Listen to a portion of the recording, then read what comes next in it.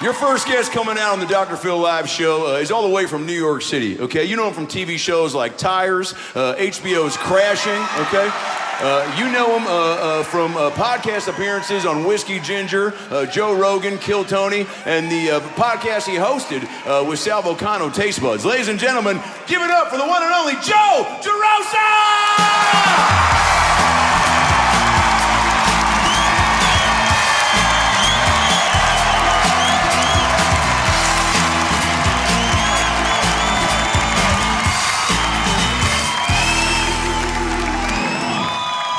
Joe DeRosa, ladies and gentlemen. One more time for him, huh? That's a real guy. Good to see you, Joseph. It's great to see you. Hey, what's up, brother? Hey. Where do they scream at you? I just think he yelled my name, which was nice. Yeah, it's nice to have people remember who you are. Yes, it does. It does help. And I also want to thank you that you kept going with the credits, because when you said Tires, I was like, they think fucking Shane is coming out here. God damn it. I gotta be honest, I knew you were coming out, and even I thought Shane was coming out. No, but we're happy to have you. One more time for the great Joe DeRosa. This is one of the best in the biz.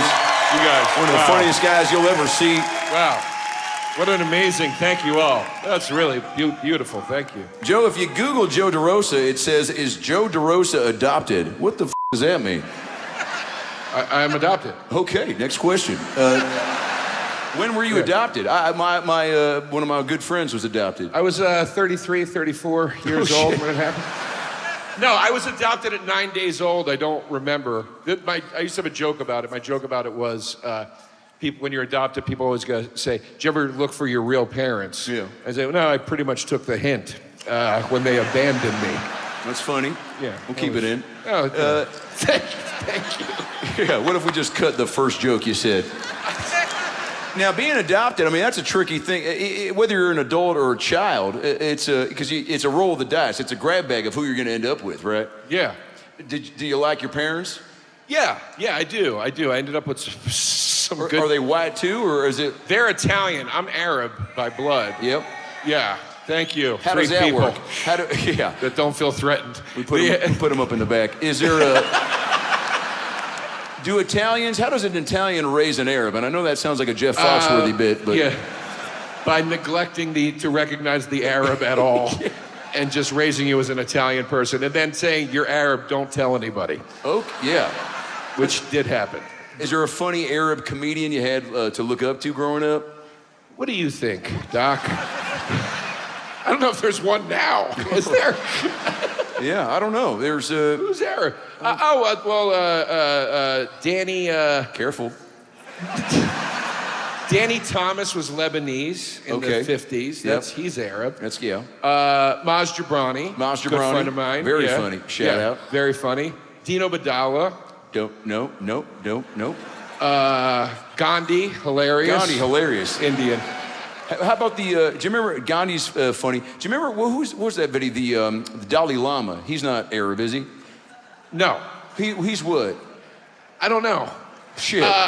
But I like how you're using me as a Google now to figure things out for yourself. Well, I know what I don't know. Do you know what I'm saying? Like, there's a lot... Yes, I think I get it. Well, you come to a place like Reno, Joe, and it's great because there's a real who's who of what's that, you know? Yes. You walk through this casino, I've seen 2 crutches and a couple of people that were missing just the bottom row of their teeth. It's a scene out there. I ate dinner tonight at the Grand Buffet. Ooh, money bags. You know, it was $85. Jesus Christ. Yeah, I know. Inflation. And quite frankly, they're throwing that word grand around a little loosely in this place. Relax, guys. You got fucking shrimp and some crab legs. You know. Yeah, and a PB&J that's already had a bite taken out of it. Dude. Yeah. I'm sorry. No, go ahead. I was going to tell you a funny story. No, we're all right. Joe, when you were...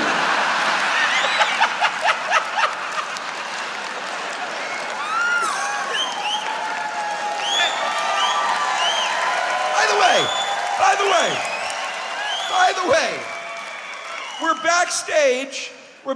I go, you want to do a shot? He's like, no, I have a show to do. I don't sound like that. The first thing he does is he comes out here and does a fucking shot with 2 pedos.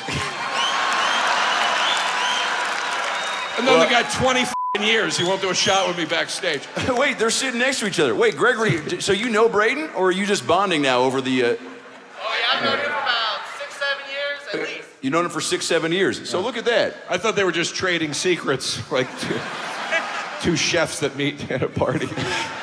What do you think about the bow tie, Joe? Because you're a fashionable guy. You're dressed like you got fired from every record store in 1992. You're not far off. It was 96, but yeah. But yeah. I'm deflecting because, you know, I'm dressed like I'm going to open a checking account for you or finger your cat or something, you know? It's what I'm saying is I got a very normal look, but, you know, you got fashion. What do you think of the bow tie? I will be honest with you. I said to one of the guests that will be out here soon when the gentleman with the bow tie was on stage, that man has without question murdered a human being in his life. I'll second that. Maybe 3. That is insane that you don't work here. You're dressed like a fucking movie usher from the 60s. And you're walking up and down the aisles just asking people if they need... What the is going on? That's insane. How many times do you think he's torn a ticket and said, "Enjoy Lethal Weapon 4, ma'am"?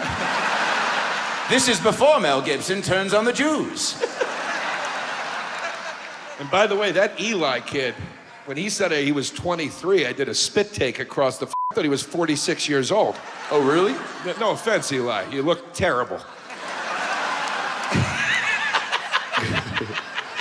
Thanks for coming out, Eli. It's tough to take care of yourself, though, in 2025. There's too many vices. There's too many temptations, you know? Reno seems like a good city to get your life together in. Yeah. I gotta... You don't come... I gotta clean it up. I'm gonna go down to the Grand Buffet. Try to get my shit together. Yeah, you're not meeting a lot of life coaches on the Truckee River. maybe some dead body. Joe, when you were a child, did you ever think you'd be in Reno? No. Okay. But I'm happy to be here. Me too. Well, I want to say this. This is what I love about this show is we've been able to travel to so many incredible cities, and this is our third to last show ever. So that's why this is extra special tonight. You guys are witnessing a little piece of history. Wait, ever? You're done?'re not doing... What do you mean, ever? Yeah, I've got breast cancer. No, we're just gonna call... All right, I thought that hit harder. We're just taking a break, you know, probably for a bit, you know, focus on some other activities. I want to play pickleball, you know. Okay. But you'll be back at another time. We'll probably suck this thing out of the ground for a reunion tour, you know. All right, yeah. And let me tell you this, we put Reno on the schedule halfway through the tour, and I'll tell you this, we're only about 25 minutes into the show. I can tell this is going to be one of the best shows of the tour so far. I can tell. Absolutely. You listen to him. I am, and I'm not blowing smoke. I am so happy to be here because I was almost going to do Atlantic City with you, and I live in Pennsylvania part-time, and I was like, oh, that's perfect. I can drive 2 hours and do the Phil show, and then go, and then you're like, dude, I need you to actually come to Reno, and I'm so happy that it worked out like this because this is way more fun. Yeah, way crazy. Also, you and I both like to party and rip it up. Do you gamble? Because this is obviously, like I said, Temptation City. Yes. But there's, you know, the casino. I can't, when you get off the airport in Reno, it's like immediately, it's just like slots, sluts, slots, right? Yes. And not in that order. I will be doing both tonight. Yeah.